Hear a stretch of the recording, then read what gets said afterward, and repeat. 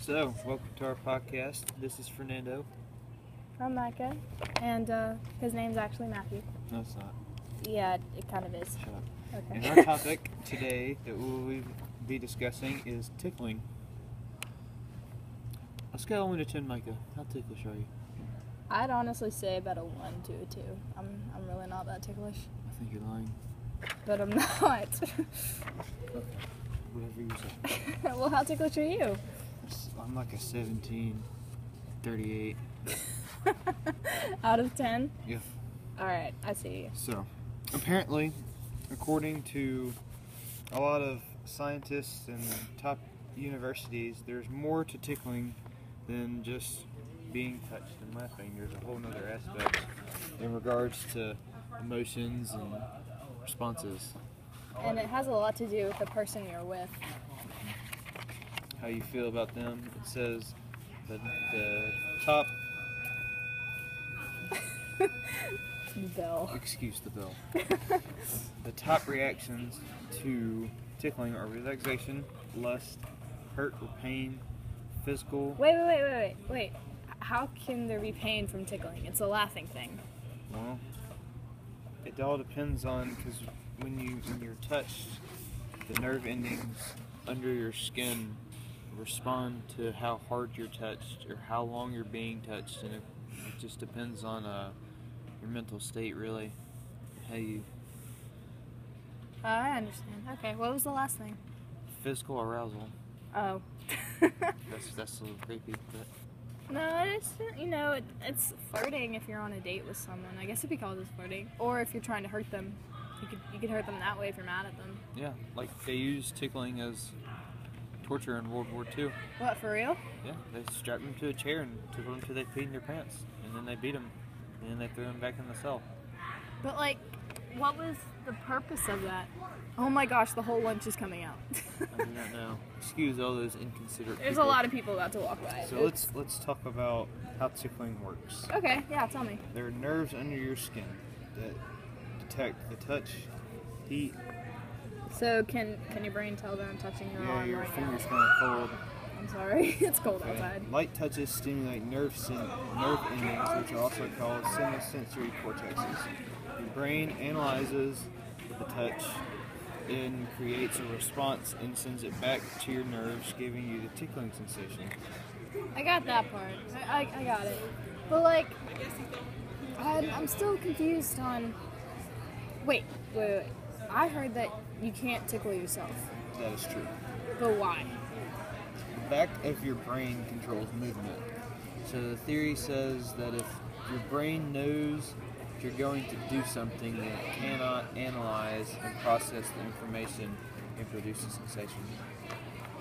I guess that kind of makes sense because, if your brain knows it's your own body and your own hand touching your body, I guess I would just be like, oh no, I know what's going to happen. But if it's someone else, you don't know where they're going to go, how hard they're going to tickle you, and stuff like that. So I guess that would make a lot of sense.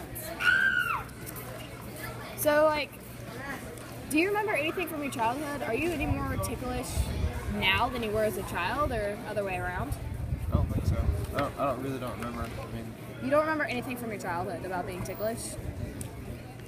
I do remember my cousin getting tickled by my uncle in the pool, and I always thought the thing about your urine turning blue if you peed in a pool was wrong, but apparently it is. And it's not the chlorine that turns it blue, it's some other chemical they put in some public Wait, pools. your cousin peed in the public pool because your uncle tickled him?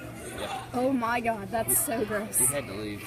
He made us leave. Oh, that's sad. That's one way to ruin your summer. Peeing in a public pool and being banned. It's alright. So Matthew, why do you think laughter turns into pain?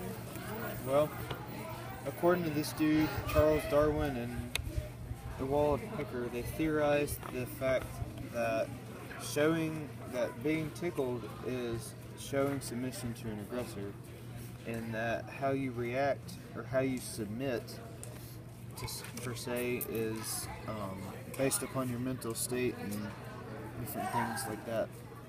Okay, I got you.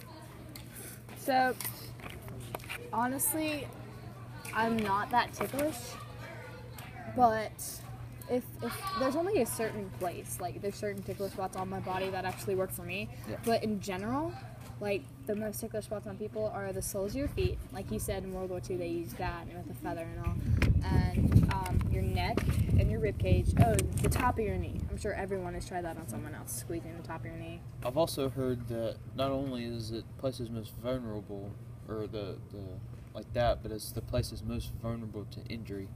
Injury? Yeah. How could your armpit like go to injury, or your knee, or Well, I mean, you have a carotid artery in your armpit. I did not know that. I was watching 1,000 Ways to Die, and this girl broke a mirror, and a piece of glass stuck in her armpit, and she pulled it out, and she bled to death. That's so sad. I get it for your soles of feet because the nerves down there must be really, really sensitive. Yes. If you wear shoes all the time. It's because of the soles of your feet are literally native nerves, and because of the constant pressure that you're putting on them, they are worn down, or not worn down, but they're pretty sensitive. very sensitive. Yeah, my feet are pretty sensitive. I've also heard that there are social aspects to tickling. Yeah, tell me. As in, children's first, I guess, response to their mothers is tickling. Really? And laughter. Yeah, I heard like besides crying when they come out of the womb, laughter is like almost. Form of communication. Yeah, laughter is Almost. like the almost first kind of words. To learn Actually. to speak. Yeah. Charles Darwin and Ewald Hecker also theorized the fact that humor and tickling are related, partly because both require a good mood to be effective, but the amount of humor or the ability of being able to make other people laugh does not affect the Like how much. how ticklish you are. I guess that would make sense, but like when I was little, I really did used to think that you had to be like a comedian and able to laugh. And able to laugh. And so, but I wrote something down in my notes. And so, it's about like, a lot of the tickling, you know how pain and laughter kind of relate. Well, a lot of it has to do if you're with your friends and you're already in a ha-ha moment, you can be more like induced into it, and it can be a lot easier for you to be ticklish, and that's pretty much the only time that I laugh if I am being tickled. So what you're saying is it's not just, it has a lot to do with the person you're with and your emotional response to them, but it has to do with the actual setting. Yeah, it does have a lot to do with the setting and who you're with, but if you're with this stranger and all of a sudden they're just trying to tickle your neck, you're not gonna laugh at that. Punch him in the face. You're gonna freak out. You're gonna try and run away and call the police. That's what I would do. I think your body's like a computer. Why? Because, I mean, okay, computers, you look it up, the computer analyzes it, and it gives you a response, and it's kind of the same thing with your body. I mean, if somebody touches you, and your brain analyzes it, and it gives you a sensation, and then you react. I see what you mean, because it's like kind of like how we have wires and computers have wires and everything. I understand that. Well, I want to talk about why some people are not ticklish. Like me. Correct. So why do you think some people aren't ticklish? Well, according to some physiologists and other experts, they say it has to do with being previously attacked and changing the chemical balance in your brain, which makes you believe that you're not ticklish.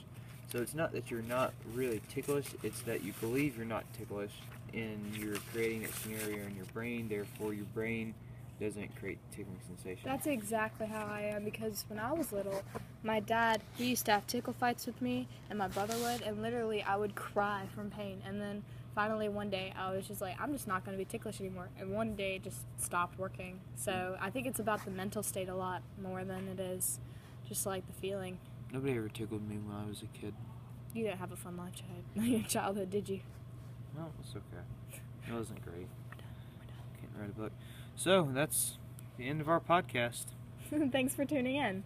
Love you guys. By the way, we're calling this the M&M show because he's Matthew and I'm Micah, so it just kind of works out. We're very flavorful and colorful, so we kind of work. Flavorful? Yeah, You're M&Ms flavorful? M&Ms are flavorful. I'm not flavorful.